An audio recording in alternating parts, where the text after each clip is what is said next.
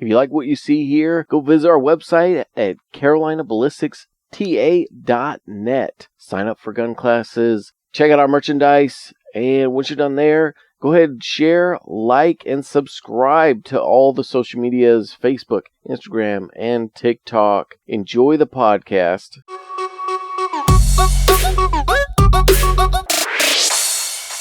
Hey guys, what's up? What's up? My name is Daniel Irwin. The man, the myth, the legend is not here. Sadly, he has to do hoodlum stuff for the Army. But it's going to be me today. We are Carolina Ballistics and Training Academy. Myself and David are your hosts for this endeavor. Today, we got a very, very interesting show for you guys, and we're going to talk a little bit about protection. Not necessarily about firearms, but legal protection. Legal protection is incredibly important for individuals who carry firearms, because if you have a gun, it's probably a higher chance of you using that firearm than if you didn't have it. So you always want to be mindful of covering all angles of protection. So today we got a very interesting guest today, Mr. Brandon LeBlanc of Delta Defense. Brandon, tell us a little bit about Delta Defense. Yes, sir. Well, first off, thanks for having me, Daniel. I appreciate it. And it's USCCA. Yeah, USCCA. So United States Concealed Carry Association. That's right. So I represent Delta Defense. Delta Defense is the service provider to the United States Concealed Carry Association. So the way to delineate it is USCCA is a membership organization. It doesn't have employees. It is just a membership organization. Delta Defense handles all the operations for USCCA. So all the sales, marketing, operations, and administrative support that the USCCA needs, us at Delta Defense to provide that for them. Very cool, very cool. Yes, sir. So people know that they need to have insurance when they have like cars or homes. Why is it important to have insurance when owning a firearm? Yep, absolutely. Well, in the event that you have a incident where you have to act in self-defense, you are going to want all of the resources available to you that you can find. So that includes any training prior to the incident so that you know how to react before and during, to training for how to act after the incident, including making sure that you are acting in a legal manner that's going to keep you okay and out from behind bars, as well as making sure you have all the resources at your disposal to help you stay out of jail as well after an incident. Very cool. Very cool. So, little statistic that I found, it was talking about court-appointed legal representation. It says something about like 95% of all court-appointed representation ends up taking plea deals. At least only 5% that actually goes to court to determine the verdict of the individual. We're going to talk a little bit about lawyers a little bit. Why is having a lawyer on standby useful to an individual who's carrying a firearm? Yep. So this program isn't necessarily having a lawyer on standby, and when we later on go through the review of the entire program, I'll explain the difference. But just to the broader answer that question a little bit more broadly, if you act in self-defense, you are going to want any legal resources provided to you that you can have, everything that's available to you. So you had mentioned a court-appointed lawyer. At that point, you're a case that is assigned to them. That's why you see so many plea deals, trying to get cases processed. If it's me, I want somebody defending me who has my best interests and who is earning my business to work for me as an attorney. For sure. And it often seems in connection with court-appointed attorneys, though I'm sure they're great people, their objective is really to keep the criminal justice system from honestly being clogged up in that case being dragged on. So what often happens is individuals, regardless if they're innocent or guilty, ends up having to take a plea and having to, at minimum, spend some time in jail unnecessarily. Yeah. So most definitely, having a form of legal representation that can be on standby immediately is an attractive thing. Yep, absolutely. And again, not to bash coin-appointed attorneys, they do the best that they can. Like you said, They're assigned cases. Their job is to clear those cases off their desk, get them done as expeditiously as possible. So that might not always coincide with what your best interest is to look out for you personally. Absolutely. Absolutely. Now, a little bit about USCCA and what they offer. I always found it really interesting about how it's not just firearm related incidences that you can have this insurance for. Can you talk a little bit about that? Yep, absolutely. So I think the best thing for me to do is just go ahead and I'll break down the entire membership because that's going to answer that question and a bunch of others. Sure. And then we can circle back to specifics at the end. So like I stated before, USCCA, nationwide organization, over 685,000 members. We're getting close to 700,000. Wow. Yep. So been around for a long time. The mission of the USCCA is to save lives. And they do that by helping their members be better mentally, physically, and legally prepared for incidents of self-defense. And they want those members to be prepared for the before, the during, and the after. So what that looks like, the bulk of what the USCCA has to offer, and really the meat and potatoes of the entire program, is education and training. USCCA wants more responsibly armed citizens out there who are better able to protect themselves and their loved ones. So what that looks like is, as a member, you get access to the USCCA Protector Academy. This is an online portal that offers all types of life-saving guides, e-learnings, instructional modules, quizzes, state-by-state gun law guides, all sorts of information. It can be as basic as things as, how to properly clean and store your firearm in a safe manner, to things that are more complex, like how to mount and zero a red dot on your AR. Yep, all kinds of information for different levels of skill sets when it comes relatable to firearms. On top of that, tons and tons of training to make you better prepared for, again, before, during, and after that attack. Are you being aware of your surroundings? What is your situational awareness like when you are out in public with your family, being cognizant of what's going on around you? If an incident were to occur, how would you handle that? USCCA often says, body can't go where the mind hasn't been. True. And that is a very true statement. If you find yourself encountered with something in public, that's not going to be the first time that you want to, or not even just in public, in an incident where you have to defend yourself, that's not going to be the first time you want to run through what that looks like. For sure. So that's the online portal. Within that online portal, this is the best part, the 3 levels of qualification within the Protector Academy. This is a 3-tiered program where the member goes through, does the online portion of the training, then goes to a certified instructor for 2 or more hours of in-person training, followed by a live shooting qualification. So again, building that knowledge on their own from the comfort of their own home, from their web browser, app on their phone or their iPad or tablet, and then going and displaying what they've learned and reconfirming everything that they've absorbed with their instructor, displaying the practical application of it through the shooting qualification. Wow. Plugging that in, moving on to level 2, level 3. These are all things that every shooter should know. Level 1 starts with stuff like basic fundamentals and marksmanship. Level 2, we get into more relatable concepts to concealed carrying and defensive shooting concepts. Level 3, get into some more scenario-based training, modules like countering the mass shooter threat. So a ton of information for members to go through, become more knowledgeable of how to be a better protector for themselves and their loved ones. Oh, by the way, at the very end of each of those modules, going back to an instructor for 2 or more hours of in-person training, confirming what they see. Wow. So that's the crux of this program. I often say in class, all the self-defense liability insurance in the world isn't going to do you any good if you and your family don't survive the attack. Sure. So you want to get through that incident and come out as best as you possibly can.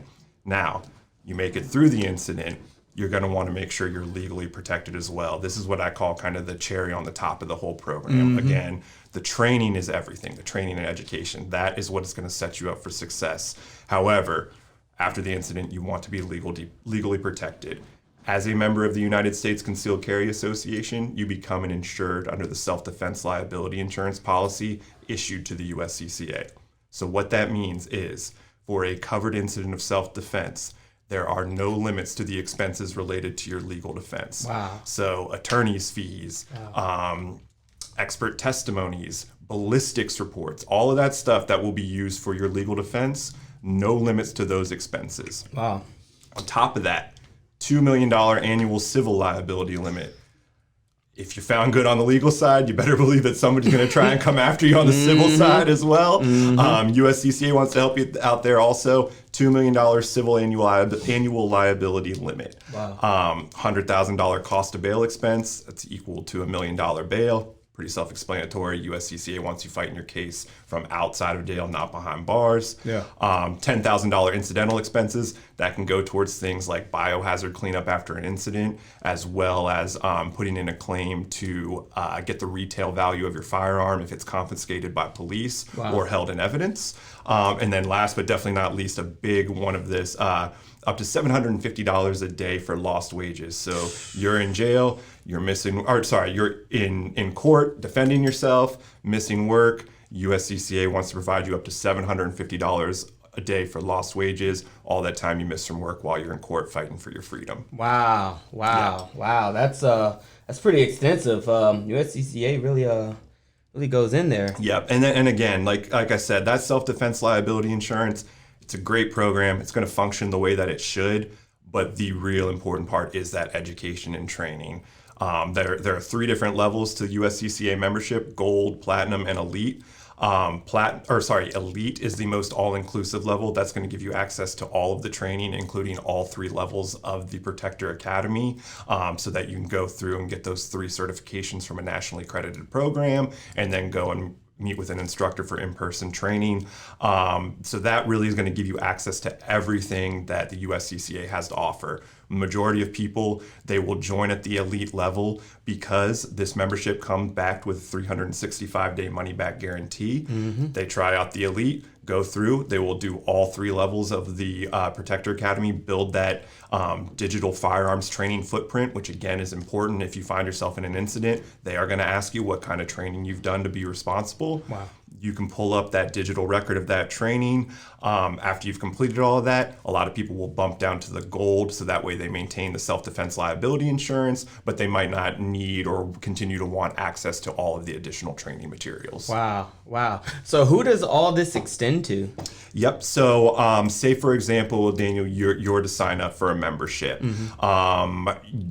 Wife and kid that live with you? Yep. All right. Any other residents of your permanent address, like an elderly family member, mother-in-law, anything like that? Yeah, just okay. All right. So in your situation specifically, your wife and your kid, legal residents of your home, you're a member, somebody breaks into your house, one of them uses a firearm or whatever other type of weapon to defend themselves, they would most likely have access to your benefits as long as it occurred within the property or on the grounds of the property. Wow.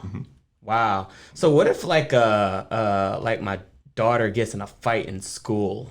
Does that sounds kind of radical? But it's a random question. No, how old's your daughter? She's like 3. Yep. So nope. Unfortunately, for North Carolina, you got to be 21 or older to be a USCCA member. Gotcha. You can be 18 or older, but in North Carolina, you got to be 21 to get your permit. So Got you. Yeah, you got to be 18 and older to have your own membership. Yeah. So no, she would not have access. But yeah, something within the residence or on the ground of the residence for a permanent resident of your home. Awesome. Now the big discussion that I know that goes between like military personnel and law enforcement personnel is that the insurance that we have somehow magically protects us in the event that we're involved in a shooting or some kind of assault. Is that the case? So we actually hear that a lot in classes. A lot of law enforcement will ask that. We'll even have people who work security ask that sort of thing. Typically, for those types of roles, your employer will have some type of plan in place for you. So a police officer will most likely know the plan that they have access to and what that covers. However, I'm not saying that the indefinites, but from my experience, those programs typically only cover you on duty. Yeah. So they don't apply to anything that would happen off duty. So somebody breaks into your home, you're protecting your family. Depending on your program, you would have to review it specifically. You most likely wouldn't have access to any of those benefits. Wow. That is that's definitely something to consider, especially here in the Fayetteville area, in which we have police and a large military. Yep, absolutely. And then the other side of that coin too is defending yourself as a civilian is a different process than when you are on duty as, say, a police officer. So again, no matter how much training you've had as a law enforcement officer, there are value you can find in the training in this program when you're on the other side of things as a civilian. Wow. So could you speak on the process? So let's just say I'm in my home, somebody busts in my door, and I shoot them. They're dead. What do I do? Yep. Okay, so what you would do, I'm sure you have something that you tell your students in your classes in terms of what to say when they call 911. A lot of people don't know when you make that call to 911, as soon as it starts ringing, it is recording immediately. Yeah. So it doesn't wait until they pick up to start recording. So as soon as you make that call, they're recording. Yeah. The dispatcher's job is to gather as much information for the police as possible, not necessarily to gather the information that is going to be most helpful to your side of the story. Yeah. They're to gather all of the information. Yep. So most instructors will say something along the lines of, you tell them send an ambulance for myself and the other person. Need police here as well. Once you give that information with your location, hang up. They're going to keep trying to call you back and you don't answer. What you will do after you hang up with 911, when you sign up for the USCCA, you get a membership card. On the back of that card is the 1-800 number for our critical response team. Wow. A lot of people will also download the app, so they have an electronic version of the membership card. I even screenshot it and save it on my home screen of my phone so that it's always there just in case. Wow. What you do, you call that number, answer the critical response. The critical response team will pick up that line. It's a team we have based in our headquarters in West Bend, Wisconsin. Get a live American on the phone 24/7, 365. They are specifically trained to deal in crisis management and help people who had just had to act in self-defense. Wow. You will explain to them what happened and tell them that you need an attorney present. At that point, if you have an attorney that you are friends with, some hotshot lawyer you've worked with before, you're more than welcome to tell them to get in touch with that attorney and send them over to you. But myself and pretty much everybody else I meet out and about doing this job doesn't have an attorney in their back pocket. So that way you have access to the network of over 1,200 attorneys within the USCCA network. And to retaining attorneys in themselves, you're looking at $1,500 just to retain an attorney. Here, you pay a flat rate, yearly? You can pay monthly or annually. Yep. So the elite level membership is $49 a month. The annual elite level is $499 a year. Once you pay that $499, do I have to then pay the attorney? No, sir. So the way that this works, that price of your membership will not change unless the USCCA does some kind of major addition to the program. So if the USCCA is increasing benefits or adding more training content to a significant amount of training content, that could potentially cause the rates to increase. But that's not something where you got to worry about every couple of months USCCA saying we're raising this. That's something that happens once a year, if that often. I believe the last rate increase actually happened 3 years ago, and that was when they went to no limits on defense expenses and added a whole bunch of additional training content. So there was a warranted increase there. But in terms of you make a claim or a claim, call into the critical response team, that's not going to cause what you pay to go up after that. Wow. That's it's pretty incredible. All right, so what's the sign-up process? Yep. So I know our digital marketing team hooked you up with a good link for this. Yes, when we get this posted, you're going to post that link for it. Sure. Everybody will go ahead and go in there. When you click that link, you're going to be able to download a free concealed carry guide.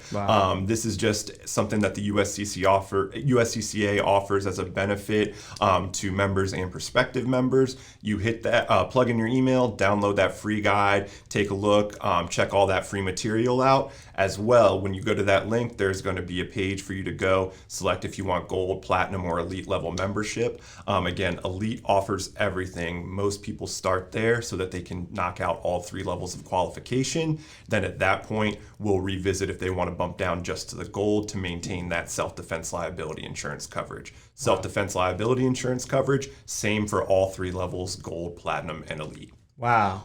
Brandon, thank you so much. You've given the audience a wealth of information. Guys, remember, it is so important for you to understand your constitutional rights, particularly that of your right to an attorney and self-incrimination, which is your Fifth Amendment right.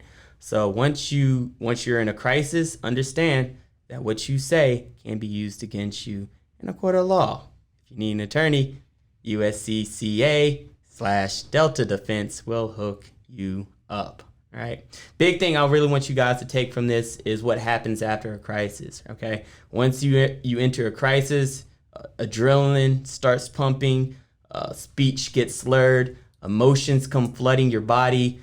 A lot of times you'll say things that have nothing to do with the situation, but can't be perceived as an admission of guilt. All right.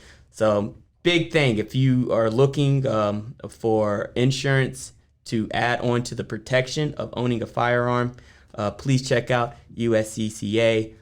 They are more than willing to help you in that area. Guys, we got nothing else for you. Thank you again to Mr. Brandon LeBlanc from Delta Defense/USCCA, and we have nothing else for you.